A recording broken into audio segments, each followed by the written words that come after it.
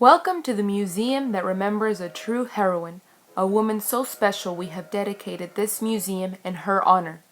Conductor Harriet Tubman Harriet Museum. Tubman, or Araminta Ross, was one of 11 children born to Benjamin Ross and Harriet Green, also known as Rit. Harriet believed she was born in 1825, but when she died, her death certificate read 1815, and her gravestone read 1820.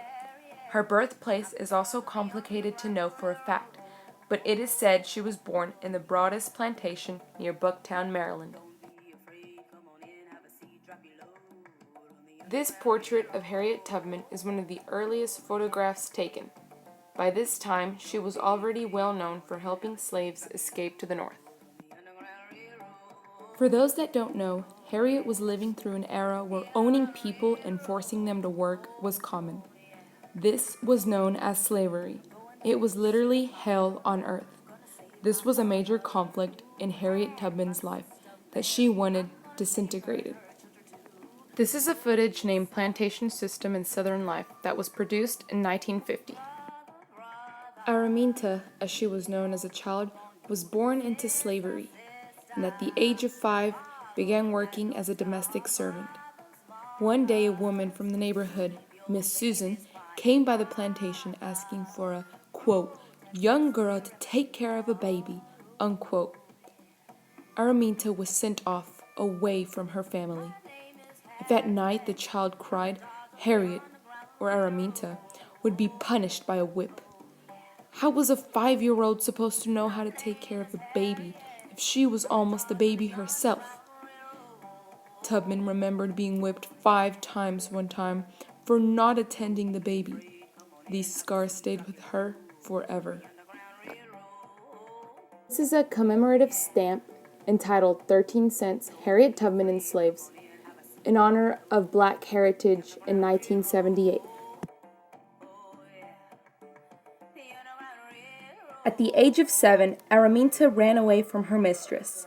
She recalls saying, "My mistress got into a great quarrel with her husband. She had an awful temper, and she would scold and storm and call him all kinds of names. Now, you know, I never had anything good, no sweet, no sugar. And that sugar, right by me, did look so nice, and my mistress' back was turned to me while she was fighting with her husband.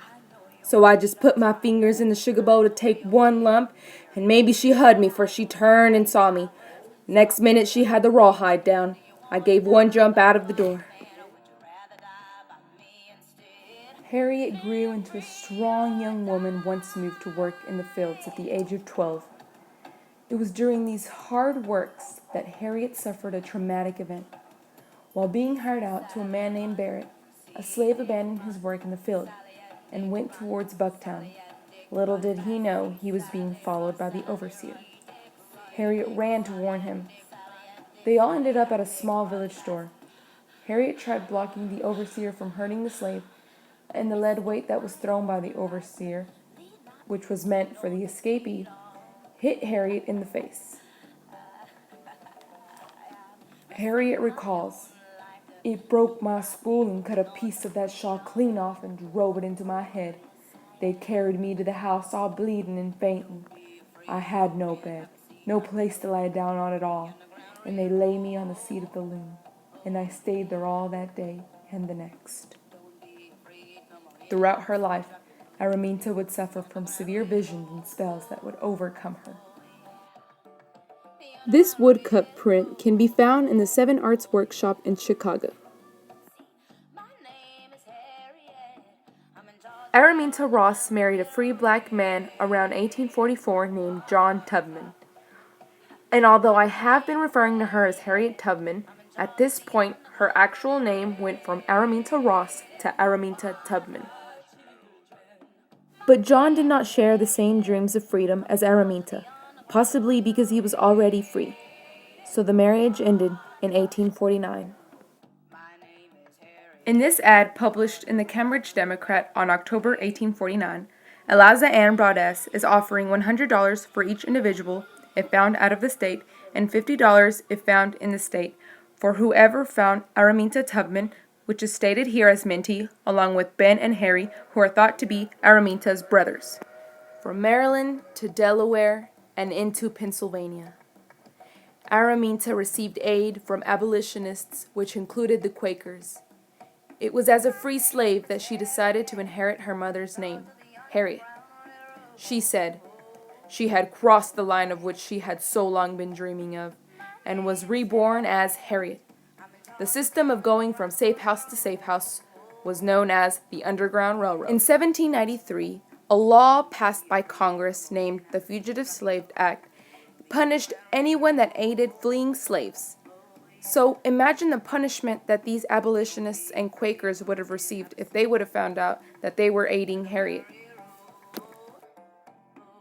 Harriet wanted her family to experience this wonderful feeling of freedom and later returned to get them as well. But it didn't stop there. She would save friends, anyone that was willing to move on to freedom. Anyone that wanted to turn back, she threatened with her rifle, saying, "Live north free or die here."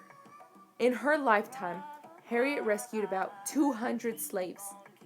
People named her Moses because of her sympathy towards her people. In this picture, Tubman is at the far left, with her husband sitting in the front, Nelson Davis, whom she had met at her boarding house in 1869. Right beside her is her adopted daughter, Gertie, along with many other slaves that she helped escape.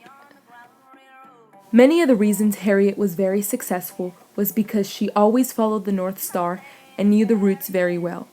She was very good at disguising herself, as shown in this picture, where she is disguised as a man. She could forge passes and provided food and clothes for her fellow fleeing slaves.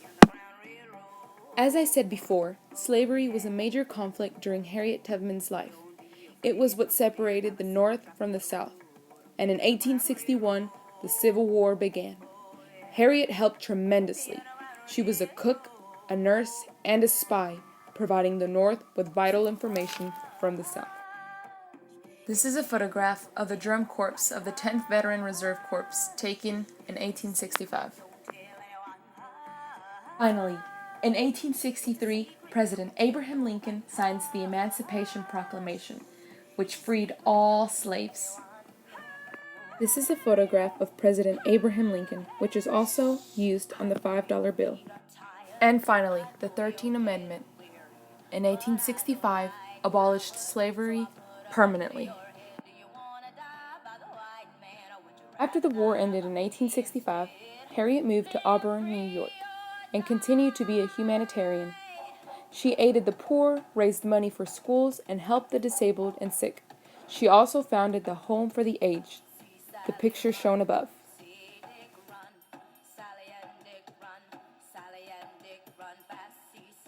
Tubman was also a part of the National Federation of Afro-American Women and the National Society of Colored Women, which not only focused on racial rights, but those of women as well.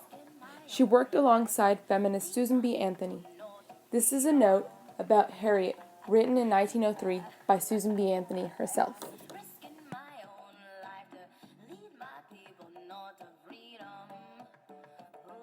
Here we have a general affidavit for a request for compensation. What's very incredible about this is that we can see the signature of Harriet Tubman.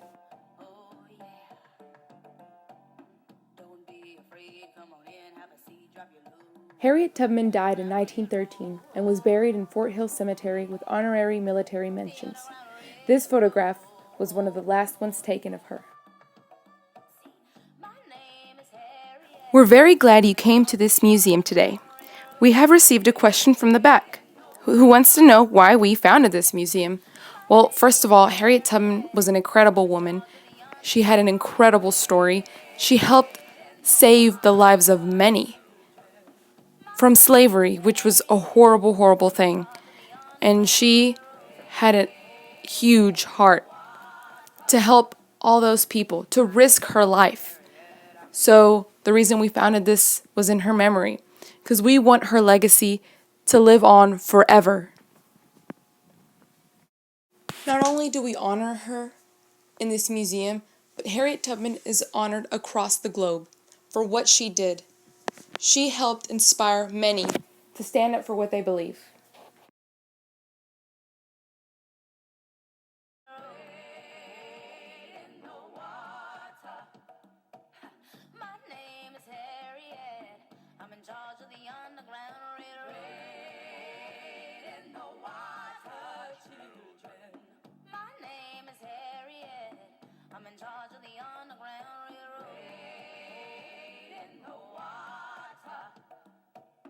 My name is Harriet, I'm in charge of the underground.